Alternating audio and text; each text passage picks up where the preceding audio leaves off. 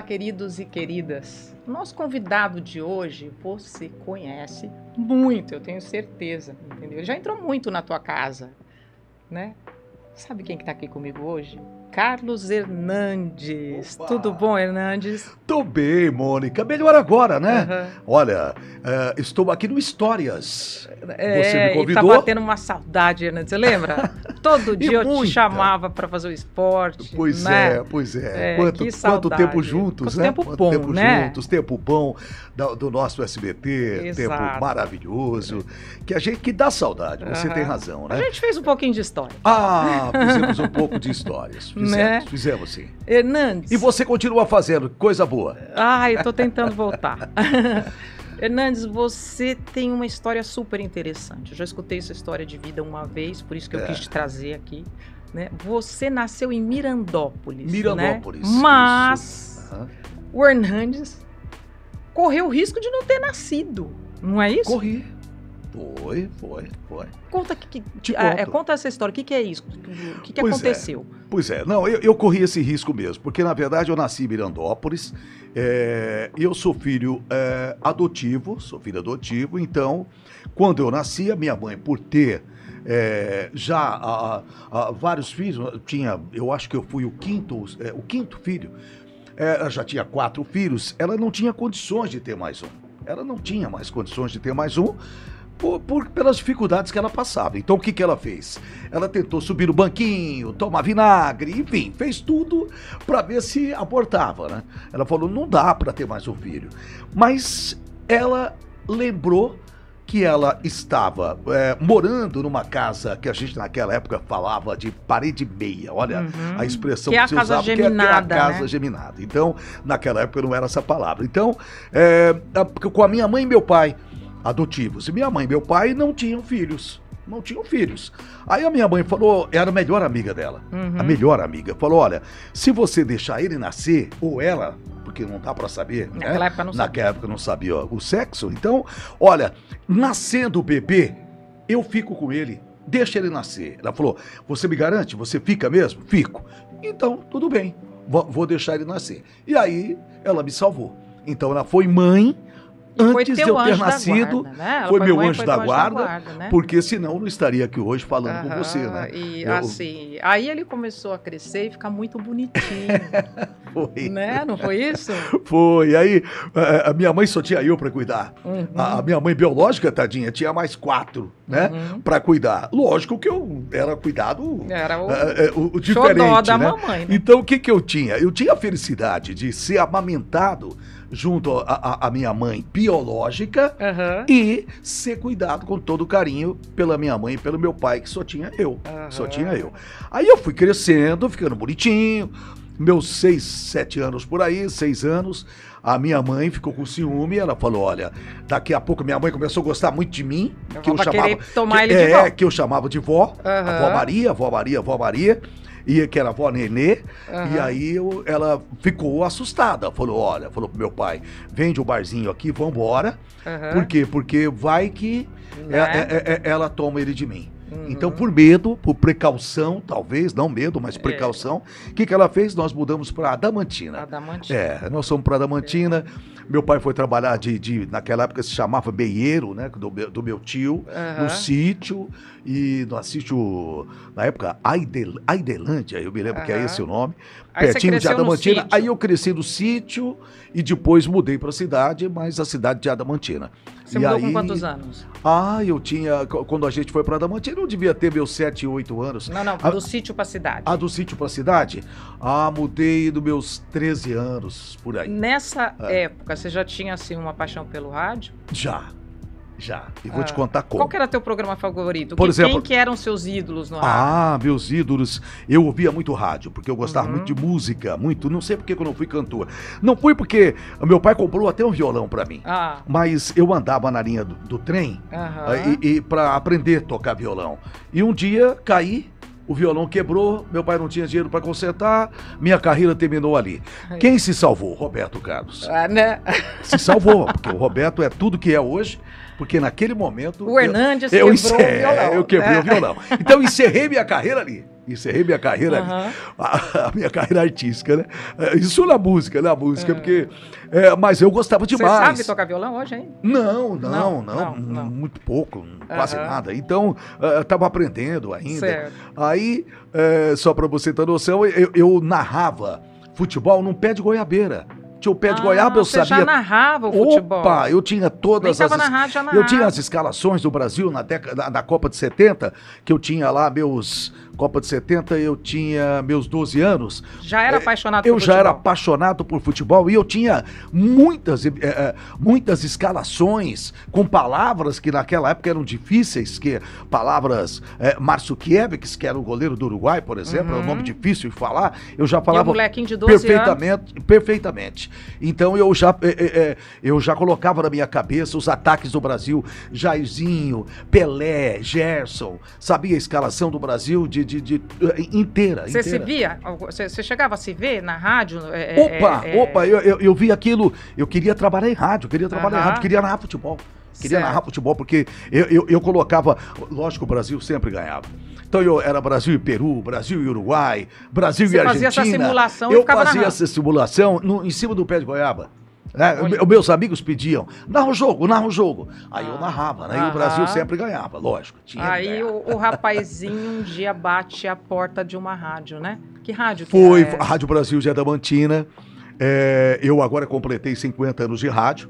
Comecei dia 1º de março de 1974 na Rádio Brasil de Adamantina. Você foi bater lá na porta da rádio, com quantos anos? Não, na verdade foi... não foi assim? Não, foi quase igual. A rádio, que até hoje tem lá na Capitão José Antônio de Oliveira, lá em Adamantina, tinha o correio e eu trabalhava numa banca de revista. Então eu fui buscar as revistas e coisa e tal, vinha trazendo as revistas com meus 15 para 16 anos mais ou menos, e eu com aquele monte de revistas, né, aqui no ombro, carregando, e olhando pra rádio. Eu passava pra ver os locutores, queria ver quem era quem, cadê o Fauser, cadê o Abrão Dias, o Sabiá, o Jonas Bonassa, que eu escutava todos. E eu vim passando, tropecei, foi revista pra tudo quanto é lado. Um bocado de revistas todas. O que eu fiz? Na hora, fui buscando as revistas, o Abrão Dias, um locutor com uma voz maravilhosa, o Abrão desceu, olhou, falou, ô menino, o que é isso aí? Eu falei, minhas revistas caíram aqui, aí eu vou te ajudar. E me ajudou, colocou as revistas de volta, eu falei, senhor não tem emprego pra mim aí na rádio? Eu queria trabalhar na rádio. Aí ele falou, tenho, você passa aí amanhã que eu vou arrumar um emprego pra você aqui. Falei, verdade. Cheguei em casa, falei, mãe, pega aí a melhor calça, a melhor camisa. Vou trabalhar na rádio. Eu vou trabalhar na rádio. O rapaz me chamou. E eu fui. Quando eu estava subindo a escadaria, o Jonas Bonassa, que era o diretor-geral da rádio, o Jonas, ele vinha vindo. E eu falei, eu queria trabalhar na rádio. Eu falei ontem com o seu Abrão Dias. Ele falou, moleque, você tem uma voz até bonitinha, viu? Tem datilografia? Naquela época. E eu tive que mentir. Você falou que tinha. Falei que tinha. Falei, tenho. Sobe aqui. Subiu. Falou, olha, você vai cuidar dos discos, você vai ser discotecário. Certo. Aí o Abrão já desceu. Esse menino que eu falei pra você que eu gostei dele ontem, falei, então coloca ele pra ser discotecário. Aí compraram cartolinas e mais cartolinas lá. Eu fazia aquelas capas que estavam velhas dos discos. Refazia dos vinil. E eu também fazia a programação. Catava um milho lá. E a programação começava só com o número 2. Porque eu não sabia que o 1 era o L. Olha só, eu não sabia. Não aprendi. Aí o que eu fiz? Colocava 2, 3, 4 e 1. Eu fingia que eu não coloquei. Certo, entendeu? Pra passar. Certo. Até que um dia, já com mais intimidade, o Abrão falou, ô menino, por que você não me perguntou antes? O L é o 1 e tal. E eu ali, né? Catando milho, como a gente diz a gíria, né? Naquela época. E fazendo a minha programação, fazendo tudo e tal. E de repente faltou um técnico, eu já fui pra técnica. E de repente... Na Caruda? Na Caruda, sim, eu fui pra ser técnico e já comecei a fazer técnica, ou seja, operador de rádio. Passei de operador para locutor com o Jonas, com o Sabiá, que o Sabiá era muito bom, é bom até hoje, mas era um grande locutor sertanejo. E ele falou, você vai falar a hora certa, para você perder o medo de microfone. Aí ele me chamava e eu falava, né, 14 horas, só isso. Uhum. Então eu dava a hora certa. Aí ele falou, agora você vai Você falar... tinha uma voz já parecida com o que você tem hoje?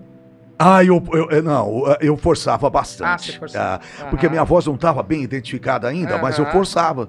Né? Sim. Eu forçava bastante, eu tinha essa... Gostava, né, de forçar. Aí ele falou, agora você vai fazer alguns textos. Aí me deu um texto das Casas Pernambucanas e eu treinava aquele texto. Quando eu fazia um texto, aí eu entrava em êxtase, porque era assim, caramba! Eu falei na rádio, né? Aquele negócio.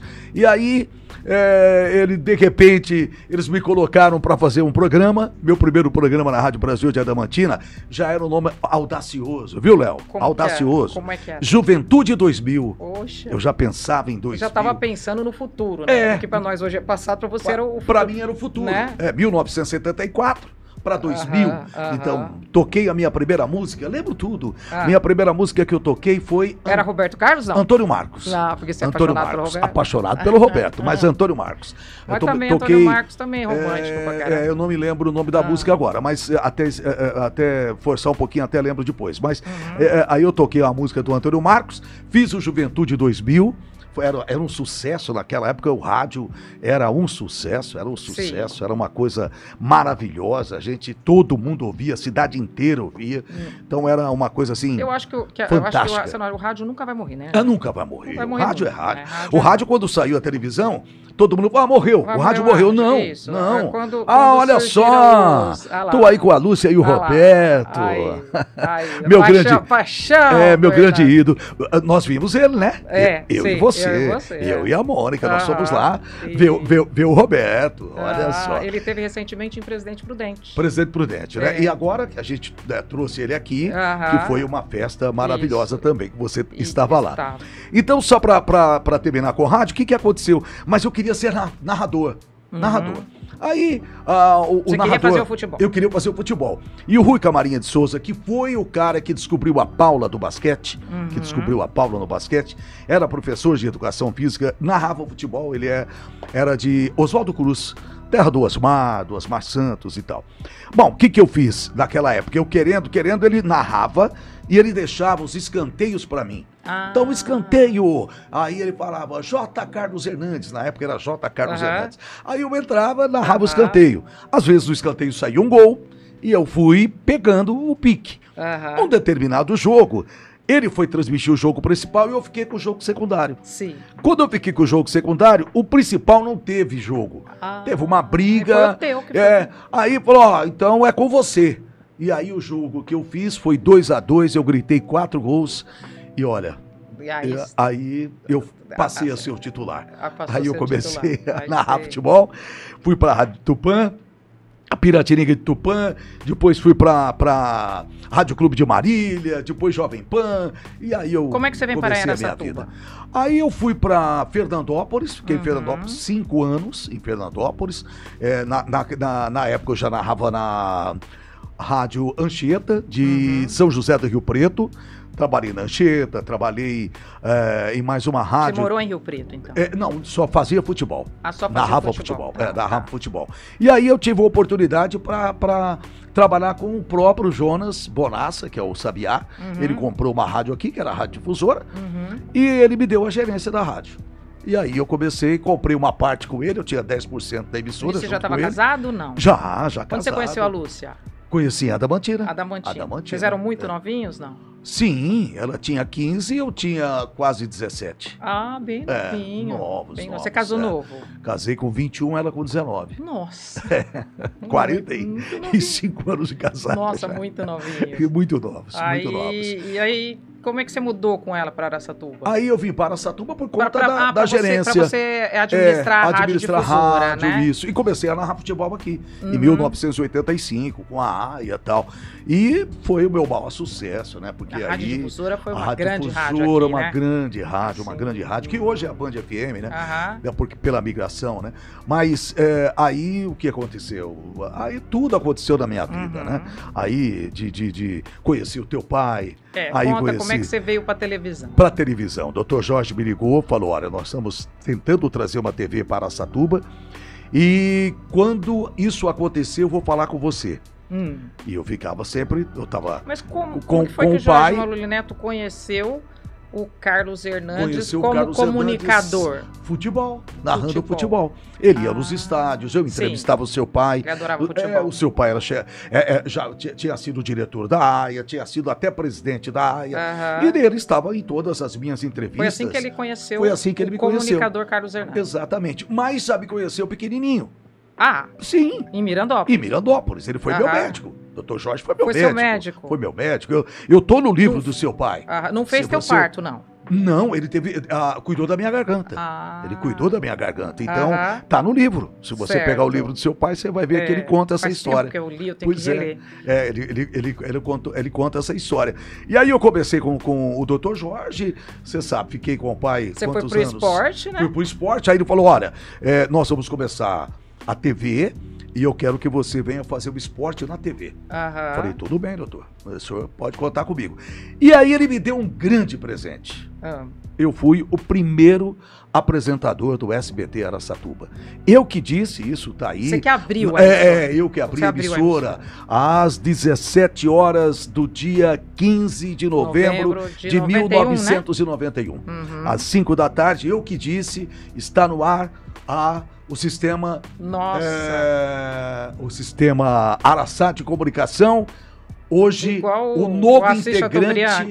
Quem fez na TV Tupi, eu não lembro. Você fez... Eu fiz como Assis Chateaubriand lá não sei se foi na TV Tupi, foi o Lima Duarte. Olha eu lá, novinho. Olha você só. Vê, né? Essa época já fazia o SBT. Que camisa invocada, hein, Léo? Tá vendo? Tá vendo? A gente muda, né? A gente muda muito, né? A gente muda muito, né, Mônica? Esse sou eu aí fazendo o TVI. Quando eu entrava numa participação, você apresentava, lembra? E eu entrava apresentava o esporte. Então a gente fazia esse quadro dentro do seu programa. Depois veio o Televerdade. Que era... maior sucesso da TV. Maior sucesso, que era uma coisa assim, que era... Eu acho assim, que não teve mais em Araçatuba alguém que ficasse ao vivo respondendo, as pessoas telefonavam, né? Sim, ao vivo. E ao vivo você respondia, conversava com a pessoa ao vivo, não é nada fácil. Não é nada fácil. Né? Às vezes você tem uma saia justa que você tem que... de repente, triplar, né? eu lembro que um dia eu peguei um cara que ele tentou passar um trote dizendo que a pessoa tinha ganho um carro e que era no Gugu, e eu fui levando, no final ele falou um palavrão pra mim, porque ele descobriu. Você vê. Eu falei, você está no ar aqui pelo SBT. E como você está me contando que você está dando um prêmio aí no Gugu, sabe? Então foi assim, teve fatos inusitados, né? O mais que legal, não sei, as pessoas mais novas não vão se lembrar desse programa, mas o mais legal era que a pessoa pediu uma coisa e o telespectador ligava dando dentro do próprio programa, a pessoa já ganhava. Nisso, eu nunca vou me esquecer que o menininho pediu um cavalo. Exato, e ganhou o cavalo. E eu tenho uma história que eu conto, que é muito legal, que é uma história que eu lembro que uma mulher ligou chorando, que ela queria tanto uma TV, que ela não tinha uma TV. Aí eu falei, bom, vamos ver se alguém liga aqui na época e tal. Aí uma senhora ligou, falou, Carlos, a semana passada eu comprei uma TV pro meu quarto. Eu tô até pagando. Comprei aqui nas Casas Bahia, comprei uma TV, tô pagando lá as prestações, vou começar a pagar as prestações, só que eu tenho uma TV na sala. Então eu não preciso das duas. Eu vou ceder para essa senhora. Ela cedeu porque essa senhora era uma senhora doente, que ficava na cama. E assim, o programa emocionava as pessoas. Emocionava as pessoas. Muitas pessoas, porque era remédio. Tudo. Acho que cadeira de roda, se eu não me engano. Tudo. Assim, as pessoas tinham a empatia pela outra, né? E aí doavam as próprias pessoas que doavam entre si. É o Hernandes que estava dando? Não, eu era intermediário. É o telespectador. É o telespectador. Eles que faziam isso. Com a história, que se comovia com a história. E isso deu pra gente 20 pontos do Ibope, que era o dobro do que a Xuxa tinha no horário. Pensa. A Xuxa tinha quase 11 pontos e nós tínhamos 20. Você pensa, o que é isso, né? O que é isso? É uma coisa assim que é uma Ibope, assim, né? Era uma coisa fantástica. E vamos falar de filhos. Filhos. O que são filhos pra você? Filho é tudo de bom. Eu tive 2 filhas, né? Tenho a Juliene e a Jaqueline. São meus xodós, são meus amores. Me deram 4 netos. 4 netos. Então a Ju com o José e com a Maria Clara. E a Jaqueline e o Leandro com a Maitê e com a Maria. Então eu tenho... Meu neto tem 14 anos. Olho azul piscina, igual o meu olho azul piscina. É igualzinho, né, igualzinho. Ele gosta de futebol também? Gosta de futebol, São Paulino. Lá em casa, uns 4 são São Paulinos. Você sabe que eu sou amigo do Dorival Júnior. Dorival jogou aqui na Associação Esportiva da Satuba, que hoje é o técnico da Seleção Brasileira. E eu falei, Dorival, olha, essa é a família toda. Olha aí, essa é a família inteira.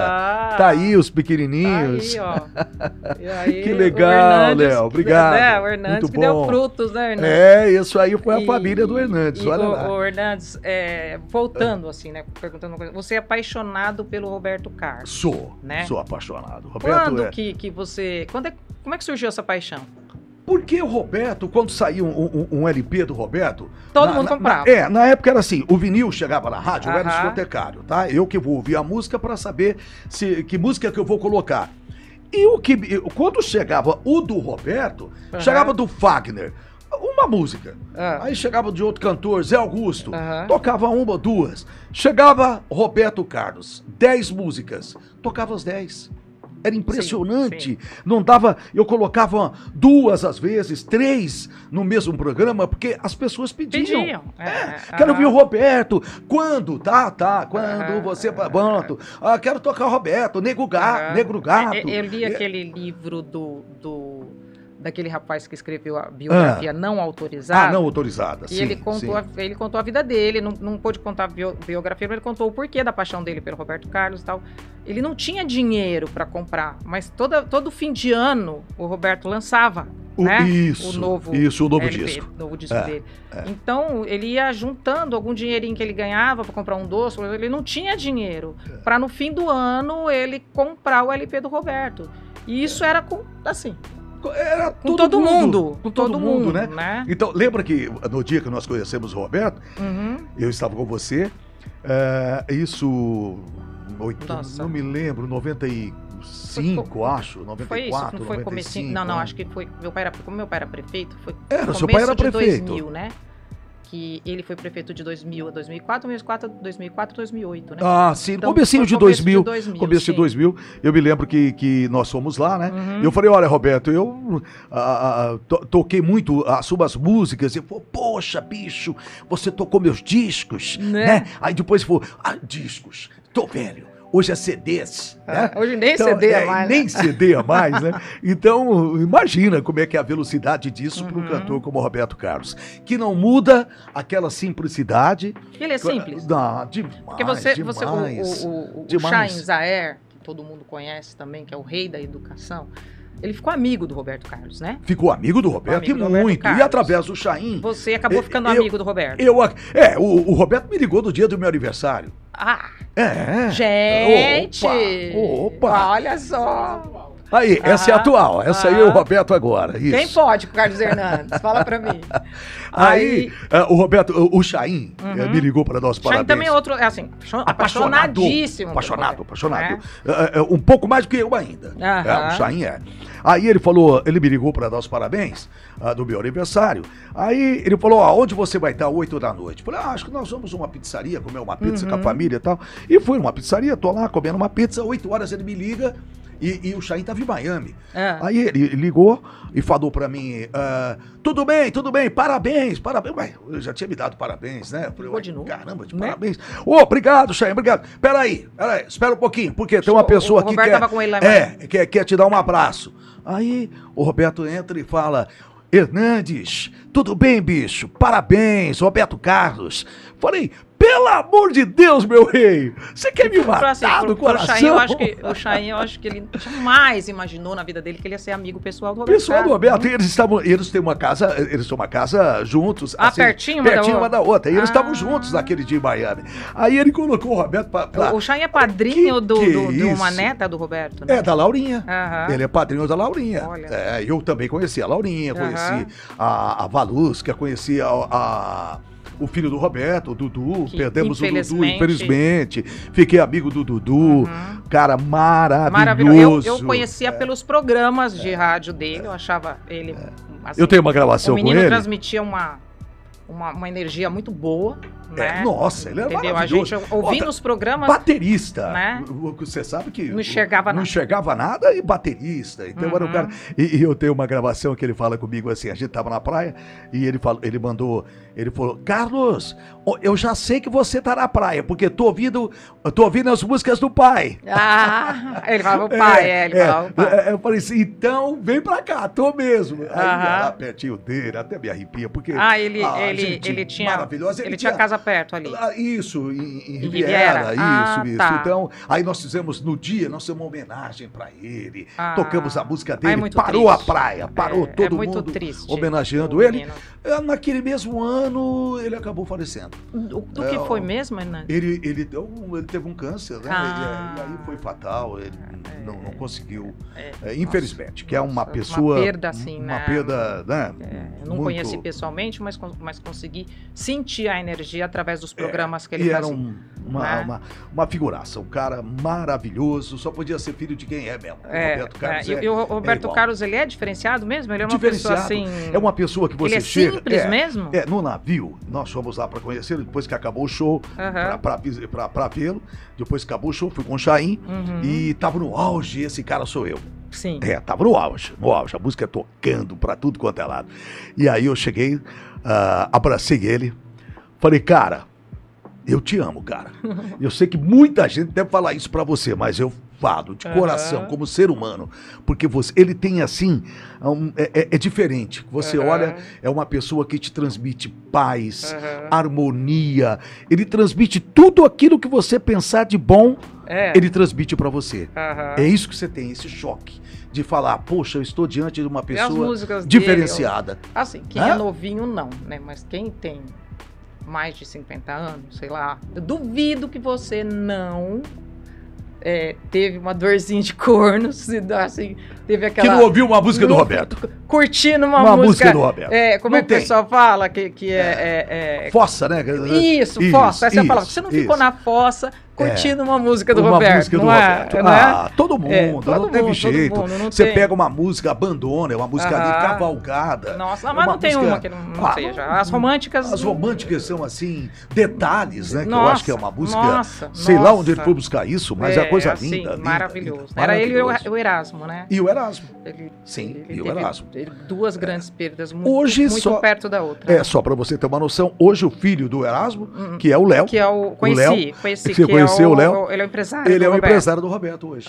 Ele é o empresário do Roberto, né? O Dodge acabou deixando o Roberto depois de 30 anos e o empresário hoje é o Léo.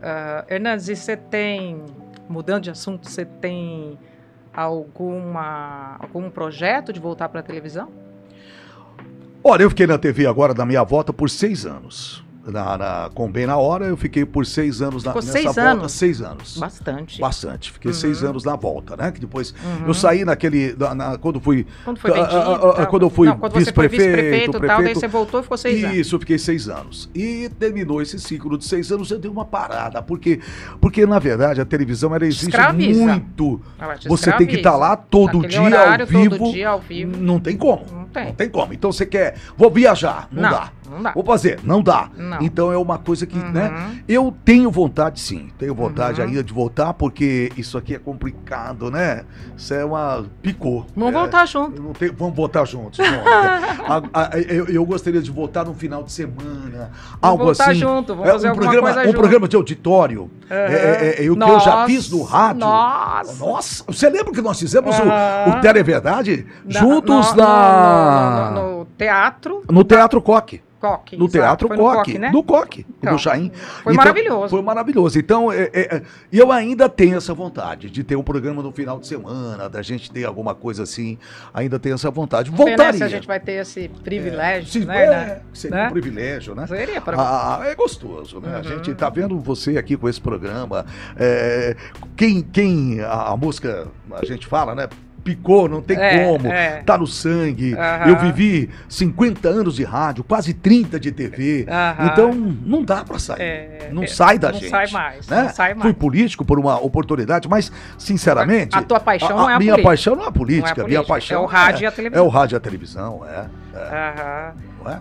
Hernandes, o que se tivesse falar alguma coisa pro pessoal que tá nos assistindo agora, assim, sobre o Hernandes, sobre a tua vida, sobre tudo que você viveu. Começar e talvez dentro do nosso nicho, dentro do nosso... Isso, vamos para quem do nosso ramo, exato, que é o que nós fazemos, da nossa atividade, né? Isso. Eu acho o seguinte, olha, uma das coisas que me deixou assim, se eu pegar o teu... lógico, você também nem usa mais... Ela faz todas as perguntas aqui, viu, gente? Eu tô vendo. Mas o que acontece? Nada. Ela não usa nada. Ela não usa nada. Então, por quê? Porque você já tem isso, como é que eu faço? Esse tino de que o que você vai perguntar, você viu? Pronto. Já tá lá, tá tudo certinho. A gente é assim, não é? A gente vai desenvolvendo de acordo com a entrevista. Eu diria para as pessoas ler muito. Eu fui um cara que, por exemplo, eu lia gibi. Também comecei no gibi, né? Gibi. E muito, mas muito. Me engolia. Então eu tenho uma leitura dinâmica, né? Bom, tanto é que... Do gibi eu passei para aqueles romancezinhos que vendia na banca. Os romances, li muito. Dos romances que vendia na banca eu passei para Sidney Sheldon. E uma outra autora também. E aí foi, que aí hoje eu não leio mais ficção. Eu só leio coisa real. Então, né? Eu desenvolvi essa leitura dinâmica lendo. Então, por exemplo, você lembra de quando nós não tínhamos TP? Que hoje é fácil você fazer televisão com TP. Eu tô olhando e tô lá lendo. A gente ficava assim, né, Hernandes? A gente ficava isso aqui era e tal. Assim, ó. Leitura dinâmica. Você olhava aqui e tal, você só pegava o nome de quem você tinha que falar, aqui o nome da pessoa. E do nosso TP improvisado que o menino puxava. Que era Ele puxava assim, ó, tinha uma esteira que ia não sei o quê. E você tava lendo ali que refletia e tal. De repente a esteira assim, corria um pouquinho mais perdia o TP. Você lembra disso? Lembro. A gente tinha nossas... passamos por algumas... só para ilustrar aqui para você. No programa de esportes que a gente fez uma mesa redonda um dia... E eu tava num pega lá com o técnico. Falei, não, por que você não colocou fulano no time, que não sei o que e tal? E ele falou, ué, não coloquei porque quem escala o time sou eu. O técnico falou pra mim. Ficou brabo. Tá, ok, você escala o time, mas só que você errou. Aí caiu. O Esporte Compacto, o nome, era de isopor. Caiu assim na mesa. Ao vivo. Eu falei, vamos parar de brigar, porque até o cenário já tá caindo. Uma vez a luz explodiu atrás de mim. Aconteceu comigo também. Ao vivo, a luz explodiu atrás de mim.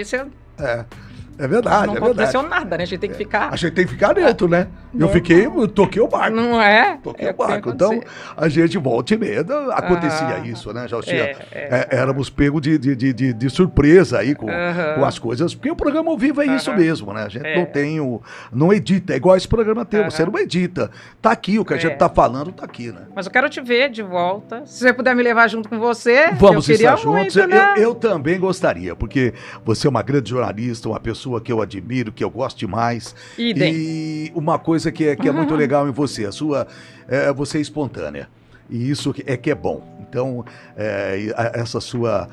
o seu jeito de lidar com a entrevista, você vê, a gente vai contando aqui história tem que ser um bate-papo, porque senão você não vai me contar as coisas assim, como se eu estivesse na sala da minha casa, né? Sim, não é isso? Verdade. Então, tá terminando? Tá terminando já. Verdade mesmo. Bom, então, deixar esse recado para as pessoas. Eu queria... Dá tempo de contar uma historinha bem pequena? Claro. Dá? Eu vou contar uma historinha para vocês aqui que aconteceu com as minhas duas mães. Que eu falei que eu do filho adotivo e tal. E eu fui visitar uma irmã e ela tinha um porta-retrato. E esse porta-retrato tinha minha mãe adotiva e minha mãe biológica, as duas. E eu falei pra ela assim, poxa, eu não tenho uma foto dessa. Eu não tenho as minhas mães, né, juntas. Nunca tive. Ela falou, não, pega e você tira uma cópia.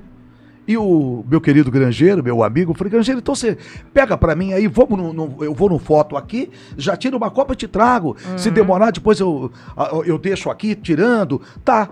Quando ele tirou a foto, tinham duas fotos. Olha lá. 2 fotos. Olha, são coisas que a gente não entende, né? Pode até as pessoas que estão ouvindo pensar, falar, foi coincidência, né? Mas será que não foi minha mãe que quis entregar? Uma das duas falou, para, meu filho, tá aqui. Não tira a cópia, não. Você pediu, não tira a cópia, aqui. Não. Legal essa história, né? Poxa, essa é uma história que eu guardo e ter que uma eu mãe já é sempre. uma maravilha, imagina ter duas. Hernandes, muito obrigada por ter vindo. Eu que agradeço. Tá, Obrigado, Mônica. Foi maravilhoso. Obrigado, Léo. Muito obrigado, todo o coração. Coisa boa, viu, amor? Continue. Tava com saudade nesse de você. pique. Eu também. Felicidades. E pra você, um beijo no coração e até quinta-feira que vem com mais um Histórias com Mônica Gulhão.